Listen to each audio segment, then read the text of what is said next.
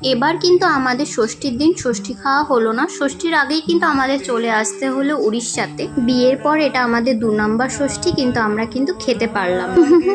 তোমাদের সাথে ইয়ার্কি মারলাম। তো চলো ভিডিওটি স্টার্ট করা যাক। আমরা উড়িষ্যা থেকে কোচবিহারে যাওয়ার আগেই কিন্তু জানতাম যে আমরা ষষ্ঠী অবধি থাকতে পারবো না। কোচবিহারে যাওয়া আমাদের খুব তাড়াহুড়োর মধ্যে, এমনকি আমরা উড়িষ্যার থেকে কিন্তু রিটার্ন টিকিট না কেটেই চলে গিয়েছিলাম কোচবিহারে, যেহেতু কিছু কাজ ছিল আমাদের। তারপরে কিন্তু কোচবিহারে গিয়ে 2-3 দিন থাকার পরে আমরা কিন্তু ফেরার 2 দিন আগে টিকিট কেটেছিলাম, রিটার্ন টিকিট।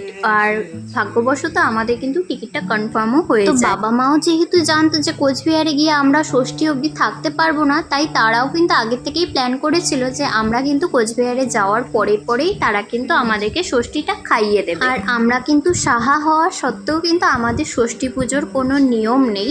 এরকম তোমরা অনেক সাহারাই রিলেট করতে পারবে, অনেকের ফ্যামিলিতেই এটা কিন্তু নিয়ম নেই, কিন্তু আমাদের বাড়িতে কিন্তু এই খাওয়া দাওয়া জামাই আদর করে সেটা কিন্তু হয় নিয়ম ছাড়া। তো এই ভিডিও ক্লিপসটা মানে এই ষষ্ঠী খাওয়াটা কিন্তু আমাদের যেদিন ফিরেছিলাম আমরা, 20 তারিখে আমাদের ট্রেন ছিল, মানে ষষ্ঠীর দিনই, তার 2 দিন আগে। সেদিন কিন্তু দেখতেই পাচ্ছ খুব বড় সড়ো করে আয়োজন হচ্ছে আমাদেরকে খাওয়ানোর জন্য। তো ঘুম থেকে উঠে ছোটুকে আদর করে সবার সাথে গল্পগুজব করে কিছু রান্না বান্নার তোমাদেরকে ক্লিপস দেখিয়ে এখানে কিন্তু আমি আম খেয়ে নিচ্ছিলাম। আর এখানে কিন্তু কালকে রাতেই শাড়ি পাঞ্জাবি আমরা বের করে রেখেছিলাম, যেগুলো পরবো আজকে, তো ওগুলোই তোমাদেরকে দেখাচ্ছিলাম। আর এদিকে আমি বরের একটু ভিডিও ক্লিপস করছিলাম আম খাওয়ার, তো লজ্জা পেয়ে আর মানে খাচ্ছিল না।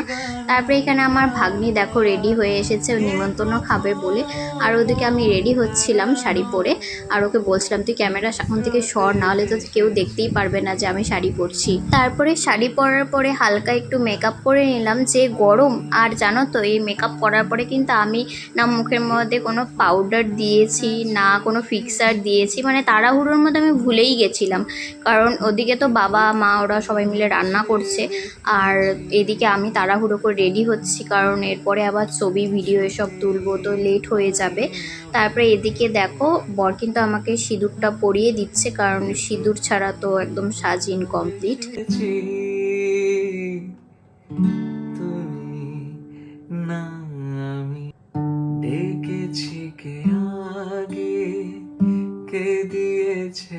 আর তোমরা কিন্তু অবশ্যই কমেন্টস করে জানিও যে আমাকে কেমন লাগছিল। খুব হালকা গয়না গাটি এসব করেই সাজগোজ করেছি, কারণ প্রচণ্ড গরম ছিল ওদিন। আর উড়িষ্যার ভালোবাসা তো আমার সারা মুখে ছড়িয়েই আছে, কালো স্পট, গলার মধ্যেও কালো স্পট, সব গরম গোটার স্পট।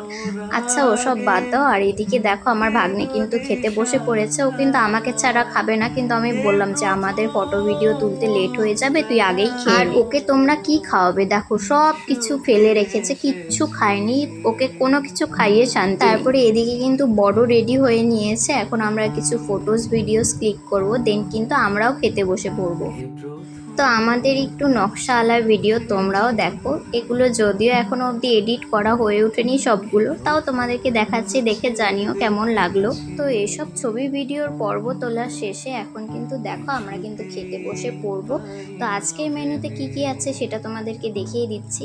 রয়েছে কিন্তু সাদা ভাত, পোলাও, তার সাথে রয়েছে ঝুরঝুরে আলু ভাজা, লেবু, পটল ভাজা, মাছের মাথা দিয়ে ডাল, ইলিশ মাছের পাতুরি, রয়েছে চিংড়ি মাছের মালাইকারি, এখানে রয়েছে পাঁঠার মাংস, চাটনি, তারপরে দই, মিষ্টি। দইটা কিন্তু আম দই ছিল, আর আম যেটা তো জামাইকে দিতেই লাগে, আর গ্লাসে জল ছিল। তো এখন কিন্তু আমি ওকে বলছিলাম একটু পোজ মারো, তো ওকে এখন বলেছিলাম একটু খাবার জিনিস তুলে নিয়ে পোজ দাও, তো কি তুলবে, পরে মাটন নিয়ে পোজ দিয়েছে। তারপরে তো এখন কিন্তু আমিও খেতে বসে পড়েছি, আর খাবারগুলো কিন্তু এখনও মানে বলতে বলতে আমার জিভ দিয়ে জল বেরোচ্ছে, মানে এত টেস্টি হয়েছিল খাবারগুলো, প্রত্যেকটা খাবার ভীষণ টেস্টি হয়েছিল। এবার কোচবিহারে গিয়ে যতগুলো খাবার খেয়েছি বাড়িতে, প্রত্যেকটা খাবারই ভীষণ টেস্টি ছিল। এখন বসে বসে ভিডিও দেখতে দেখতে এখন আমার লোভ লাগছে, তো যাই হোক আবার যাব যখন আবার খাওয়া হবে। আর আমার বর খেতে বসলে পরে কিন্তু ছোটুও এসে বসে থাকে যে কখন ওকে হাড্ডি দেওয়া হবে খাওয়ার জন্য। আমার তো খাওয়া শেষ, একদম কমপ্লিট, একদম পুরো গলা অবধি খেয়ে নিয়েছি। এদিকে তো ও খাচ্ছে এখনও অবধি, পাঞ্জাবি টাঞ্জাবি খুলে রেখেছে, নাহলে খেতে প্রচণ্ড অসুবিধা এই গরমের মধ্যে। ওই সাইডে তো ফ্যান চলছে, একটা বড় ফ্যান, এখানে তো সিলিং ফ্যানটা অফ করা হয়েছে।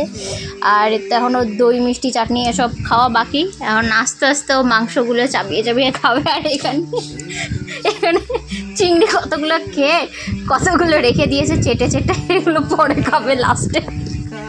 চাটনি রয়েছে, ওইদিকে তো আম রয়েছে, খাচ্ছে, খাক। তো আজকে ভিডিওটি এর থেকে বেশি বড় করব না।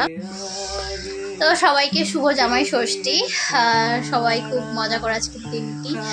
আমাদের তো জামাই ষষ্ঠী খাওয়া আগেই হয়ে গেছে, কারণ এখন মানে আমি যেদিন পোস্ট করবো তো সেদিন আমরা উড়িষ্যায় থাকবো। যাই হোক, এখন খাওয়া দাওয়া করুক ঠিকঠাক মতো, তোমরাও খুব মজা করো। তো চলো, আজকের জন্য ভিডিওটি এতটুকুই, দেখা হচ্ছে খুব তাড়াতাড়ি পরে একটি ভিডিওতে। ততক্ষণের জন্য সবাইকে টাটা।